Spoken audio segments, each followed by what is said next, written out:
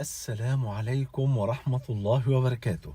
بسم الله والحمد لله والصلاة والسلام على حبيبنا وأسوتنا وقدوتنا وشفاعنا رسول الله صلى الله عليه وآله وسلم. 200 خطأ في العقيدة. وخطأ اليوم يا أحبابي هو قول القائل: إذا تعثرت أحواله حاجة تأثر العمر. تعالوا نعرف بعد ما نصلي على حبيبنا صلى الله عليه وسلم. بعض الناس يا حبايبي لما يضيق به الرزق أو تكتر المشاكل عنده أو يحصل له عياذا بالله أي شيء من المصائب كل شوية ورا بعضها، فيقول لك كل ده ورا بعضه دي حاجة تأثر العمر. طبعا ده قول خاطئ يا حبايبي، لأنه لن يموت إنسان حتى يستكمل أجله ورزقه كاملين بفضل الله سبحانه وتعالى. قال الله جل وعلا: وما كان لنفس أن تموت إلا بإذن الله كتابا مؤجلا. وقال صلى الله عليه وسلم كما عند أبي نعيم في الحلية بسند صحيح، قال صلى الله عليه وآله وسلم: إن روح القدس نفث في روعي أن نفسا لن تموت حتى تستكمل أجلها وتستوعب رزقها، فاتقوا الله وأجملوا في الطلب، ولا يحملن أحدكم استبطاء الرزق أن يطلبه بمعصية الله، فإن الله تعالى لا ينال ما عنده إلا بطاعته. كلام واضح جدا وزي الفل. اللهم صل وسلم وبارك على حبيبنا محمد صلى الله عليه وسلم. وروى الإمام مسلم أن النبي صلى الله عليه وسلم قال: كتب الله مقادير الخلائق قبل أن يخلق السماوات والأرض ب50,000 سنة.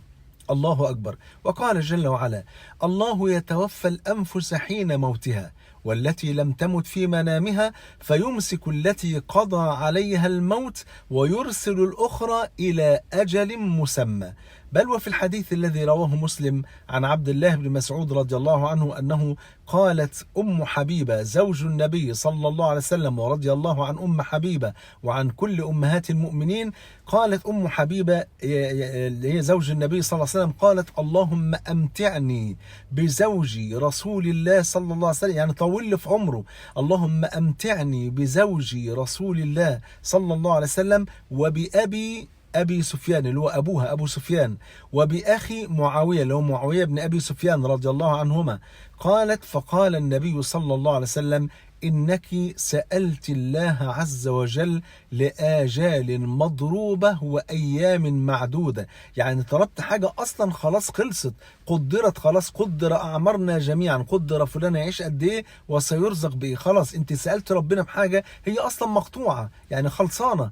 إنك سألت الله عز وجل لآجال مضروبة وأيام معدودة وأرزاق مقسومة، لن يعجل شيئا قبل حله أو يؤخر شيئا عن حله، ولو كنت، وده الأفضل بقى بيقول لها ده الأفضل، ولو كنت سألت الله عز وجل أن يعيذك من عذاب النار وعذاب القبر لكان خيرا وأفضل. الله أكبر. ولذا علق الإمام النووي رحمه الله رحمة واسعة وقال: وهذا الحديث صريح في أن الآجال والأرزاق مقدورة لا تتغير عما قدره الله عز وجل وعلمه في الأزل، فيستحيل زيادتها أو نقصانها حقيقة عن ذلك. الله أكبر. يبقى إذن يا حبايبي ما فيش حاجة بتأثر العمر أبدا، إنما في حاجة بتطول العمر. طبعا في حاجة بتطول العمر كما ورد في الصحيحين أن النبي صلى الله عليه وسلم قال: من سره أن يبسط له في رزقه وأن ينسأ له في أثره، يعني ربنا يطول له في عمره، فليصل رحمه، وفي رواية فليبر والديه وليصل رحمه. وزيادة أو طول العمر هنا بيحتمل احتمالين: إما طول العمر حقيقة أن ربنا يزود له في سنين عمره بفضل الله سبحانه وتعالى لو كان برا بوالديه وصولا للرحم، وإما أن يكون المقصود بطول العمر هو البركة في العمر بفضل الله سبحانه وتعالى. بحبكم في الله، جمعني الله وإياكم مع الحبيب المصطفى صلى الله عليه وسلم في الفردوس الأعلى. بحبكم في الله، والسلام عليكم ورحمة الله وبركاته.